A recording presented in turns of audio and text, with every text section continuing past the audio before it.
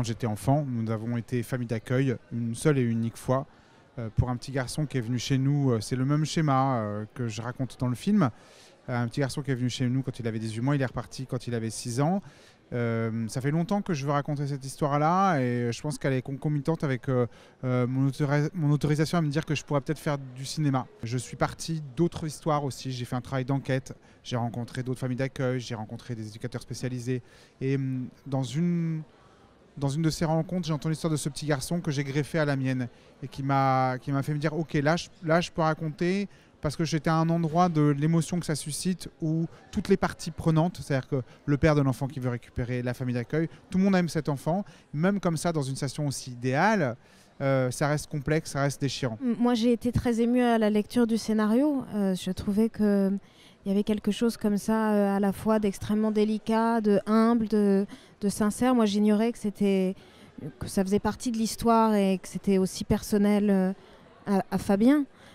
Simplement, c'est de la façon dont il nous donne l'histoire, de la façon dont moi, il me l'a donné à lire. En tout cas, je pouvais y voir quelque chose d'extrêmement sensible, d'extrêmement pudique. Et j'avais très envie de jouer ce rôle-là. J'ai adoré la rencontre avec Fabien. Et puis le fait que ce personnage était là, donc le personnage de Driss, était là en soutien, en fait, un peu comme une espèce de pilier sur lesquels Anna et notamment les enfants allaient pouvoir se reposer. Ça, j'avoue que ça m'a vachement plu. J'ai eu très envie de prendre en charge ce rôle-là, quoi. Ils sont sous cloche, dans un paradis artificiel.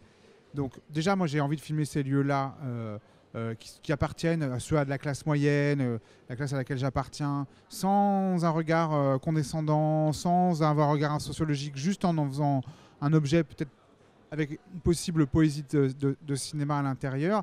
Et surtout, à l'intérieur de l'artifice, il y a une forme de vérité. C'est-à-dire que dans ce paradis artificiel, cette famille, elle est artificielle aussi, voilà, mais elle est vraie.